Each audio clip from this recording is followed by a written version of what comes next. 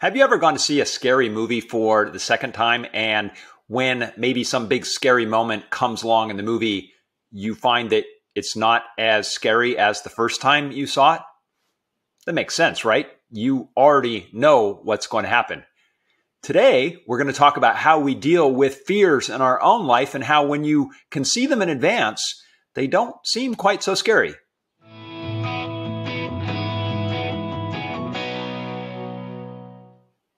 Welcome to Everyday A New Thought. I'm Thor Chalgren.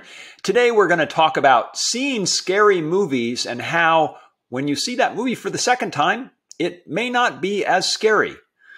Obviously, I'm not talking just about movies. I'm talking about things in our life that maybe we face that we're afraid of.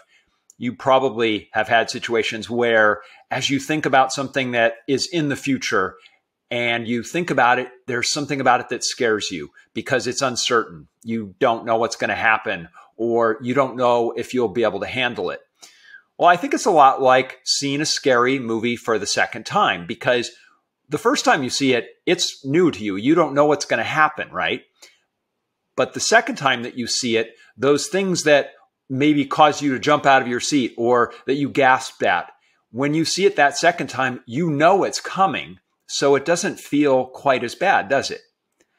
I think that's very similar to what can happen to us with things that are in the future that we might be afraid of. And there's a TED talk that I just watched recently from Tim Ferriss, where he talks about an exercise that he has called fear setting. And he uses this specific exercise as a way to examine things that maybe he's afraid of doing. Maybe it's a situation. In his case, he describes an example of taking a long vacation. And in his mind, whenever he thought about taking a long vacation, he thought about all the things the problems that would happen if he did that.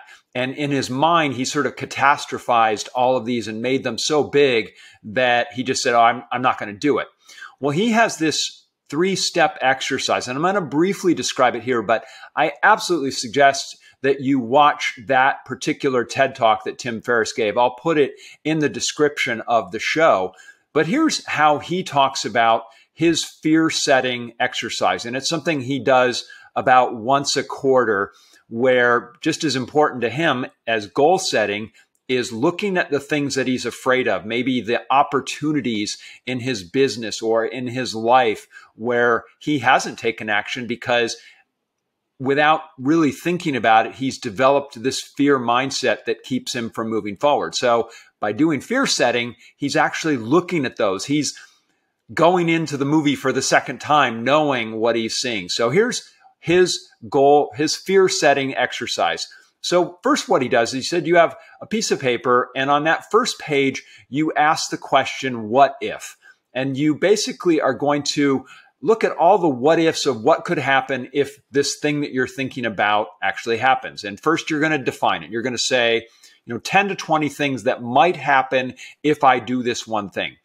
In his case, in his trip to Europe, and being afraid of what happens if he goes, he literally writes down 10 to 20 things that might happen. That's one column. The second column is what could he do to prevent those things from happening? And then the third column is what could he do to repair them if they did happen? So he's literally facing his fears head on and putting them on paper so that he can see that they're not quite as bad as he thought. The second piece of paper that he has is what benefits might come from an attempt or a partial success at this thing. So in his case, what benefits would come if he goes to Europe? What partial successes, what things could go his way that actually might be good things? So he's basically going from the first page, which was dealing with the fears. Now he's dealing with the, what if this turns out great? The third page is what is the cost of inaction? And he's asking, what might his life look like if he avoids taking action? He looks at this at 6 months, 1 year, and 3 years. So he's basically saying, if I don't do this thing, what are the costs to me in 6 months, 1 year, and 3 years? my takeaway from this is a great way to deal with your potential fears head on.